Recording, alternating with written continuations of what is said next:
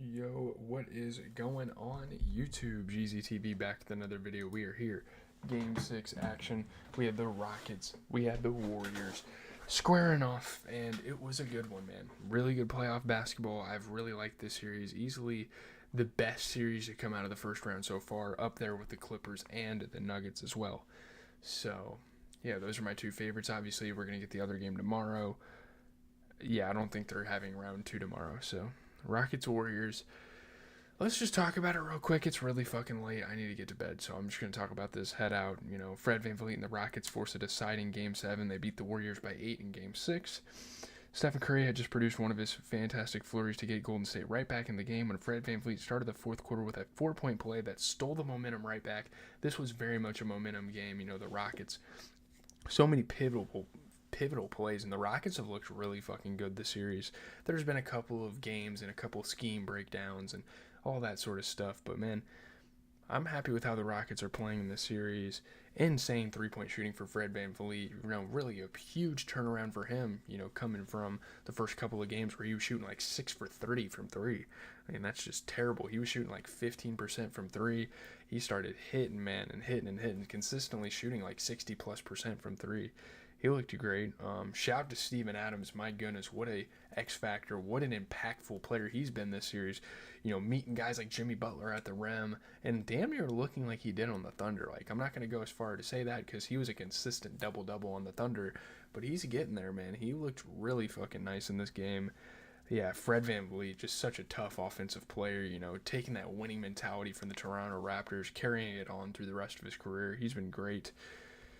But obviously, Jimmy Butler made it tough. He was hitting some fucking insane shots, but we're just going to kind of get into things. Alperen Sengun had 21 points and 14 rebounds. You get Steven Adams had a hell of a performance, by the way. 29 points for Fred VanVleet, though, off a 67% three-point shooting. He looked absolutely phenomenal out there. You look at the Warriors, 27 points for Jimmy Butler. You get a 29-point performance for Steph Curry. I mean, the guys were playing really, really well. Buddy Hield, man. I don't know. I don't know what the hell happened to Buddy Hield. He was just completely absent offensively in this game.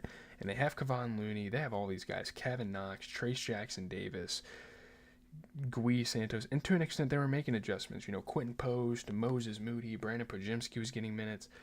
How the fuck are you gonna? I don't sometimes I just don't understand the mindset behind Steve Kerr's rotations. How the hell are you going to sit Kuzma the entire game and let Buddy Hield play 17 minutes of meaningless basketball?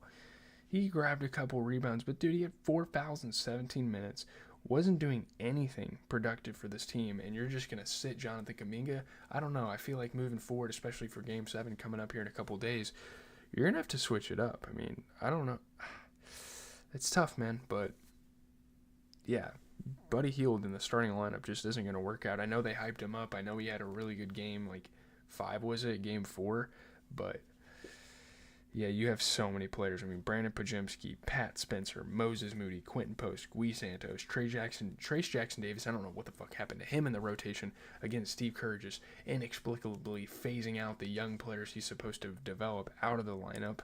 I don't get it.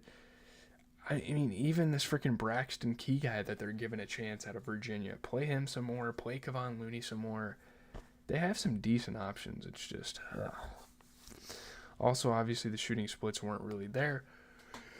So there's that. So kind of moving on tomorrow. Clippers Nuggets, man. I really hope the Clippers win. I am gunning for the Clippers to win that series. I'd love to see it. I really want to see Harden, Kawhi, and whatnot go to the second round. I mean, obviously, whoever wins that series, it's going to be fun against the Thunder. That's going to be one of the better second-round series we have. Who do I think is going to win? I don't know. I honestly don't know who's going to win this. It could very much be a toss-up, one of the most competitive series. I think, realistically, the Nuggets will win just because they're the more successful team. It's insane. This is going to be fucking awesome. Two teams with the same record fighting 6:30 Saturday tomorrow night. It's kind of a weird time for a game, but I'll catch you guys there. If it ends up being a good game, leave a like, comment, subscribe. My U review is now out on the channel. I got to go to bed, though. It is late, and I kind of want to get up early so I can kind of get some studying going. But yeah, make sure you guys go check out the